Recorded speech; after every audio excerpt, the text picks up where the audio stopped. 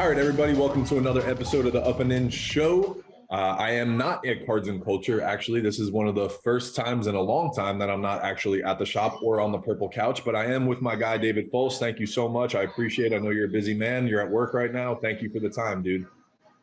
Anthony, I'm just excited we're able to do this show and talk about a super regional. That's right. We survived, baby. Survive in advance. Let's go. So the Tigers won the regional, so we're going to bring you guys a little LSU baseball special. Probably be a little quick session, but we're going to cover the super regional, talk a little bit about college baseball now that all the sites are announced, the games, times, all that stuff. So what you got for us, D? I was trying to decide if I was going to go with David or D right there. That was awful. Sorry. So let's get the other stuff out the way first. We kind of hinted at this before we potted last week on the purple couch. Wes Johnson is gone. Well, he's not really gone, but Wes Johnson is gone. Took the Georgia job. It was expected. This is going to be Jay Johnson's third pitching coach in 3 years as the head coach at LSU. But let's talk about the good things about that. Money's not going to be an object, so they can go grab whoever they want. And the last two pitching coaches have gotten Power 5 jobs. So this is an ideal place, and it's he'll be able to get whoever the hell he wants. Oh, yeah. Period. Absolutely. End of sentence. Absolutely. Are there any front runners? Are there any names that no idea? Nothing yet. I really don't know. You really just don't know. But who the hell knew that Wes Johnson was going to leave the Twins this time a year ago? Exactly. That's what I'm saying. So Jay Johnson probably got something up his sleeve just like he did last year. So I'm excited to see what happens. I'm excited to see who the Tigers, who puts their name in the hat too. I think that'll be a lot of fun.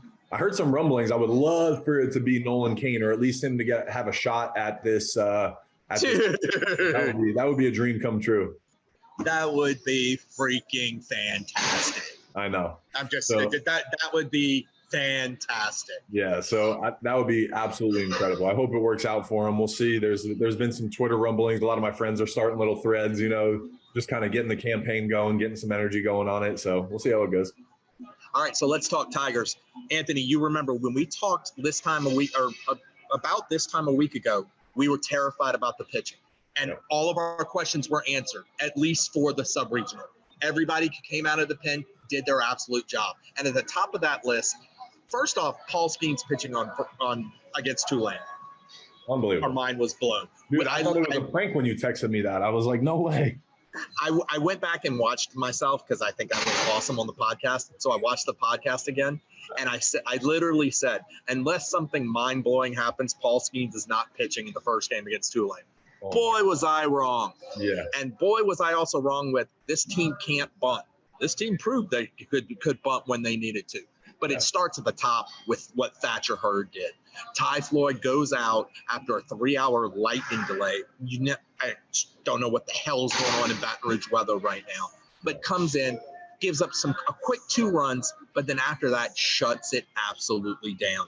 Yeah. This is the Thatcher Hurd that we are getting these last couple of games in the postseason and towards the end of the season that everybody wanted when he came in. And when you and I sat on the purple couch and we're talking about, is it Skeens, Little Hurd, Skeens, Little Floyd, and the starting rotation? It worked absolutely getting that. And if you would have told me, everybody pitched well. Cooper pitched well. And if you would have told me with the regional on the line in the bottom of the 9th inning in the marble game, Gavin Guidry is going to be on the mound, I'd have been blown away. Dude, he was not expected to pitch this year. And I will give credit to a major league scout who told me, his name's Benny Latino, one of the regional scouts for the Dodgers in this area. And he was a big fan of Gavin Guidry. He wanted Gavin Guidry to be a Dodger, to be honest with you. Wow. Wanted to expend a high pick on him because he loved what he saw on the mound at Bard. And I was like, Benny, you're crazy. He's just pitching because he's better than everybody out at that level. He's on the mound in the 9th inning in the rubber game against Oregon State and gets the job done. What this team's pitching staff did was amazing. I totally agree. I couldn't agree more. I think, like you said, after the mind-blowing announcement with Skeens on Friday, I think it was great to see the guys do what they did. Thatcher Hurd, I think, is the wild card. I think, I put some content out about it. Jared and I talked about it on our podcast. I mean, he's the piece that you need. He was that that main piece and the things that he did this weekend, the way he's coming around. This is the guy that I saw last fall when I was like, oh, this is exciting. If this guy comes around and he's an additional arm, he is as advertised, right? And that's kind of what you saw. You saw 95, 96 pretty consistently. You saw a guy competing out there with a great bender, and he was mixing in a little slider cut piece, whatever that was. So to see him have multiple breaking balls and command the zone like that, I mean, I don't know, it was really exciting. So anytime your starters can, do that stuff for you and limit the amount of times that you have to go to the pen and put people in different positions or situations, bodes well for you. And the way that those guys pitched, they put the offense in a good position to keep getting up, right? And that was the greatest thing. I think, you saw a different offense this weekend, and it was a lot of fun to see those guys out there. And so I'm excited to see what they do against Kentucky. There's going to be a lot of shit talking. There's going to be a lot of good energy. So we'll see what the Wildcats have to bring to the Bombers. Well, Anthony, the amazing part is you can't say anybody pitched bad. Literally every move Jay made and brought in, every pitcher pitched well. Ackenhouse. You didn't have to pitch Javen Coleman. That's pretty crazy. I know he didn't even get in there. That's wild. And you extended Skeens, to almost 130 pitches. He ate it up completely. Now, if you remember, let's shift into the Kentucky series. If you remember, Kentucky pitched way down. They won't pitch as down as they did against LSU, but I expect Kentucky to throw their 2 or their 3. They're not going to throw a bullpen guy because it's still a super regional.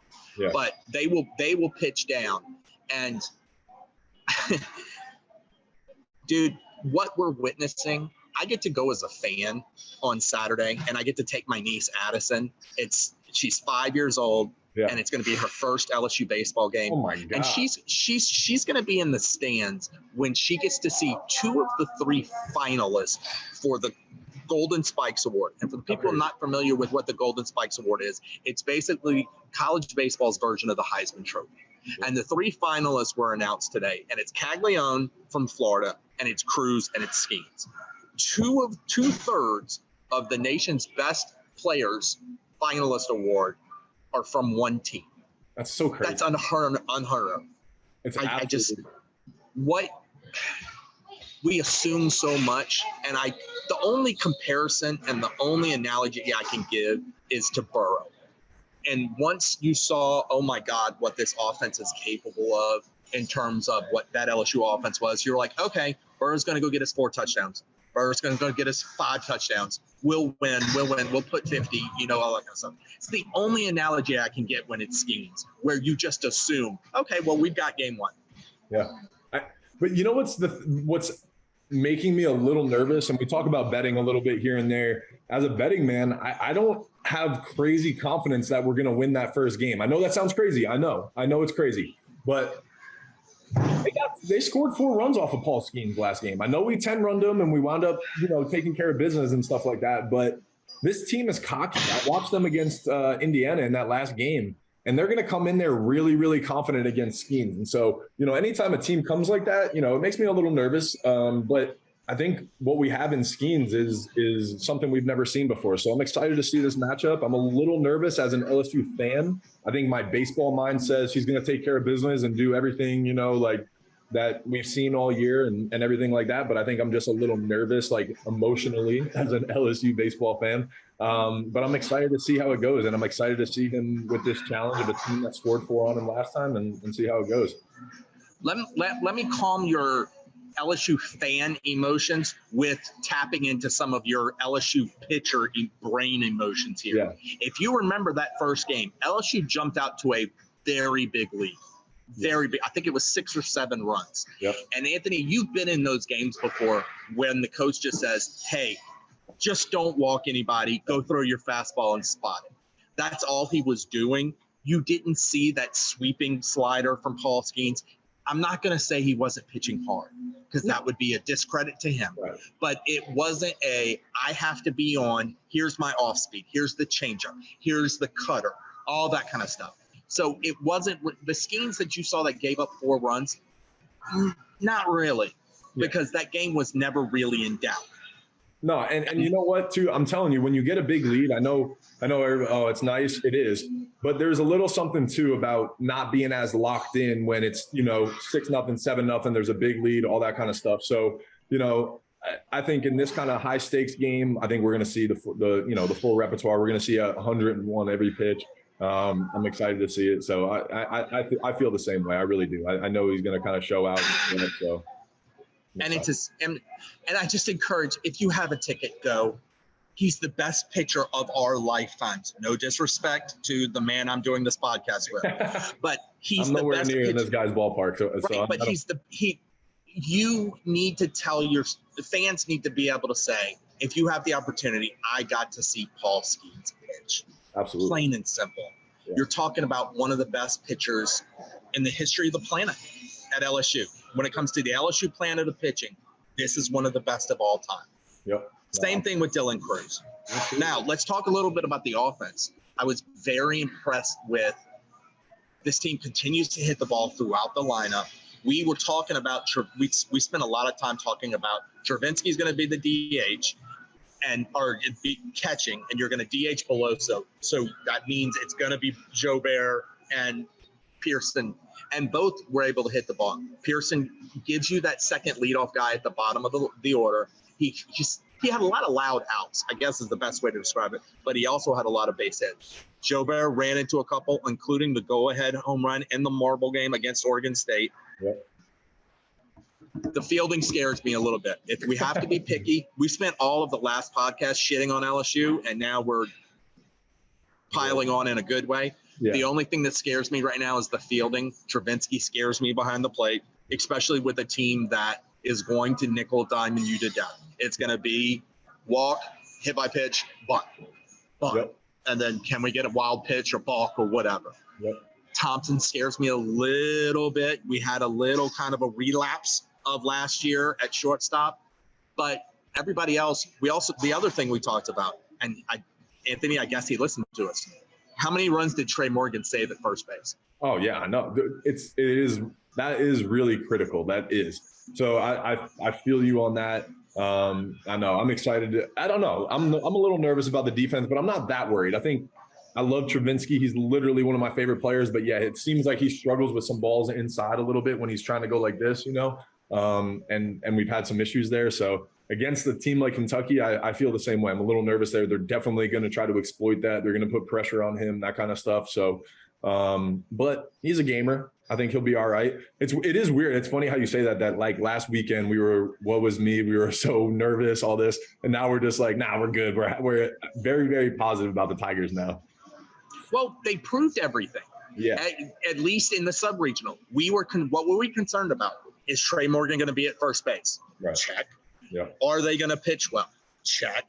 Are they going to bunt if they have to? Check. Mm-hmm. And they hit the ball out the ballpark. Mm-hmm. They did everything we asked them to do. Absolutely. So just do it again. Exactly. Yeah. And I don't know. What's your take on Kentucky? Did you watch Kentucky at all?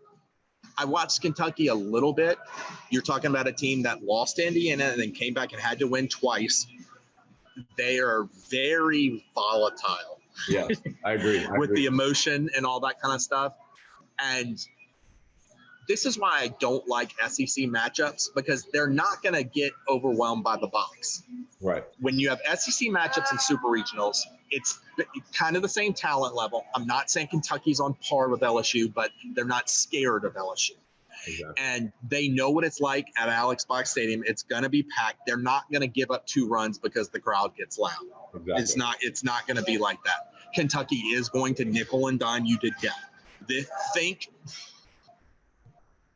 early 2000 or mid 2000s UCLA in Omaha, where it was just an aggravating kind of baseball where you're like, God, shut up. Just try to hit the ball. No, that's exactly what they are. And that's what Kentucky's always kind of been. They've been their DNA and everything. So, it's interesting to see. And it's funny that you say they're volatile, because it is. Sometimes they'll win a game like 2-1, and then they'll win 11-1. They'll 10 run somebody. I was talking about their emotions on the field, where when they're throwing their guys up in the air and the dugout, talking shit, all that kind of stuff. No, I get it. Yeah. You know what's funny is I was watching the game and I'm sitting there and I was kind of into it. It's weird. I was like, it's actually what made me nervous about Kentucky. I was like, man, this is I don't know. Like, it was like they're having too good of a time. They're feeling themselves, you know, in a way that I was like, I don't love this, you know, type thing as an LSU fan, you know. But it was Cool. All right, so I got one more thing, and then we're going to talk about we're going to give our picks on super regionals and get them on paper at least. I like it. Big news in the recruiting world: Cam Caminiti, cousin of Ken Caminiti. Wow.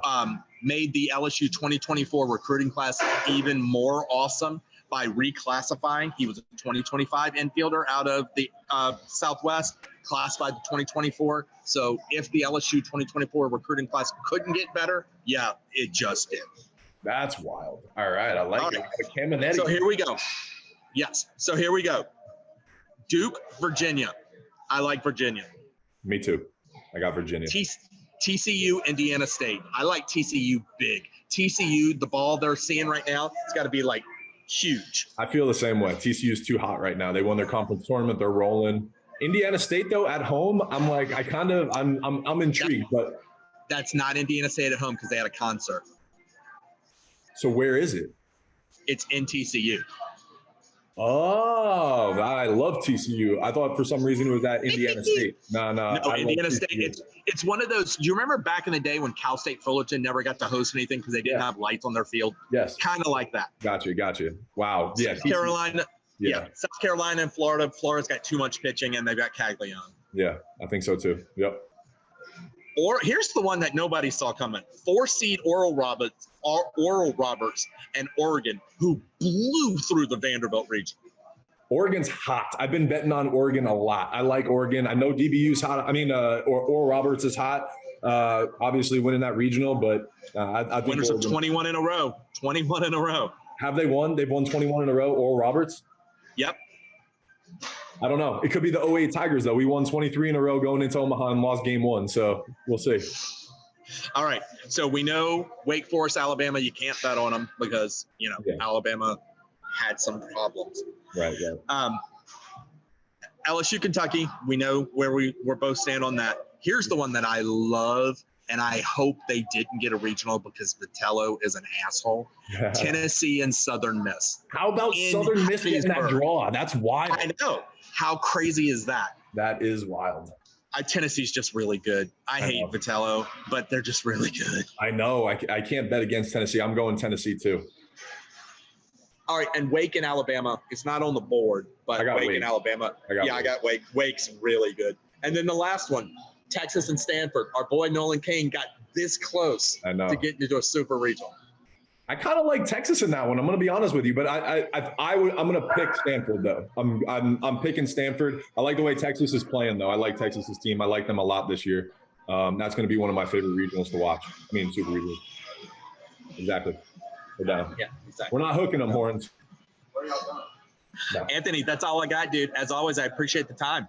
Bro, I appreciate your time. I'll get this out. Let's go Tigers. Let me know when you're in town. Let's get a beer. Let's watch the game. Let's chat it up. When are you coming in? I will be in Saturday morning, so we might stop by the store. What time's the store open on Saturday? 10:30. All right, dude. We may go stop by the store, get Addison some her first sports memorabilia, nice. Get a picture with Anthony Renato on the purple couch, something like that. I love it. All right, dude. All right, man. Later. All right.